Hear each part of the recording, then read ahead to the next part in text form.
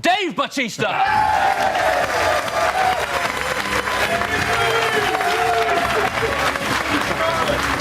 Welcome. Thank you very much. Grab a seat. Let's watch Dave and James Bond have a great time.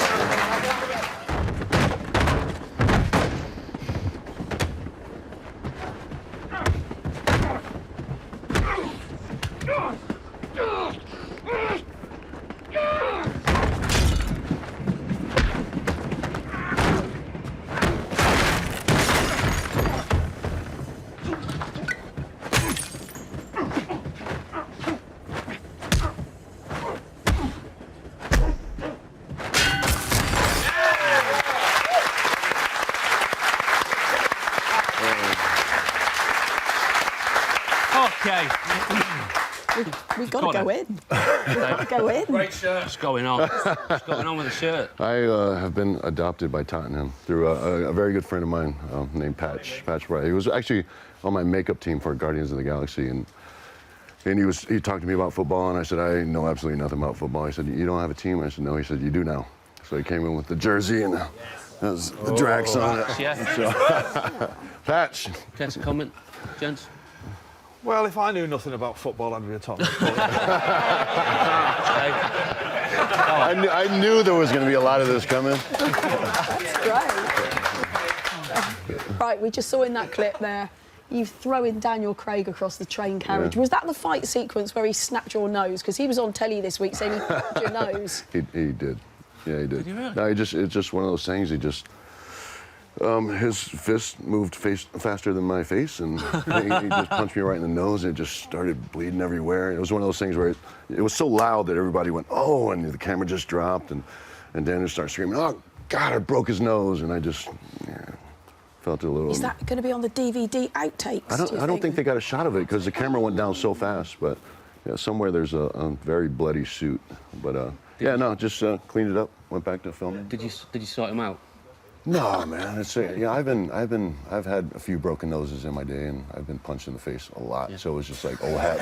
It's like old hat for me. You know, I think they were all surprised how well I took it, because it's just so old hat. You know, I get punched in the nose all the time.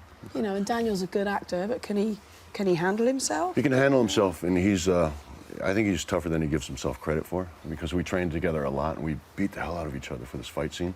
I mean, it was a rough fight scene. It was very physical, and we didn't use doubles a lot. You know, we did a lot of stuff ourselves. And we really just put each other through the paces, yeah. Now, Bond films always have iconic villains. Jaws had those teeth. Odd Job had the hat. Scaramanga had 3 nipples. Oh, and Golden Gun as well. But what will your character, Mr. Hinks, be remembered for? Well, I don't want to spoil his special talent. He does have a special talent. I don't want to give it away, but I think he's most going to be remembered for his smirk. He's such a carefree character, because he's just he really doesn't feel like anybody's a threat to him. So he's just always in a good mood. How did you get the gig? I auditioned. Well, they reached out to me. I think someone had seen Guardians, and they were looking for this character, a particular type of person who could play, this big, strong, menacing character, but also do it with a smirk on his face. Because I think it's more terrifying when you have a guy who's really big and terrifying, but not when he's not going, when he's actually just smiling at you like he doesn't have a care in the world. So anyway, they had seen Guardians, and they reached out to us, asked me to audition, and then asked me to fly over and meet Sam Mendes, the director. Met with him, we got along great, and gave me the job. And the release of Bond in the UK is huge. It's everybody gets really excited about it. What's in America? Are you all Bondies? I think it's just as well? huge everywhere. I don't think it's just here or just the States. It's such an international thing. It's such an international character, and it just translates across the world. So, and it's also because it's shot so internationally. I mean, James Bond throughout the years has pretty much covered the globe. So I think it just translates across the world. And who doesn't love James Bond? Who's not familiar with James Bond? It's a 50-year-old tradition, it's legacy. And also, the thing that I always love is the cars as well. That goes, we know James Bond, he has his Aston Martin, he's got his DB10 in this series. You've got to drive that Jaguar. He's met his match. You've got to drive that Jag. Yeah, it's like a prototype Jag, the CX-75. It's amazing. It's a hybrid car as well. It's incredibly fast, incredibly powerful, stylish. I mean, everything you could want in £1 million. a film. Yeah, yeah. Could you actually get in and drive it? I got in. It wasn't easy, but I got in. I drove. I literally, I stood by the door. I pointed my butt at the seat, fell back into it. Oh, that's how a lady gets in the car, leg, yeah, and then swing your legs in. That's how you get in the car without showing your pants. Right. Yeah, it's the correct way of getting in that car. When you had a bit of downtime, did you ever go to Daniel? Come on, I got the keys. Let's nip down the chippy and I'll take you for a spin. No, I didn't want that. I'm not really much of a speed demon anyway, but I just didn't want the responsibility for it. And we were also driving those through the streets of Rome, and the Italian government was good enough to shut down the streets for us, and I didn't want to crash into a 1,000-year-old statue and be responsible for that. Now, you were a massive WWE star. Yeah. It's not all about grappling, is it? It's not like the old days with the Big Daddy Right. Giant Haystacks, the wrestling that I remember. It's a big. It's easy.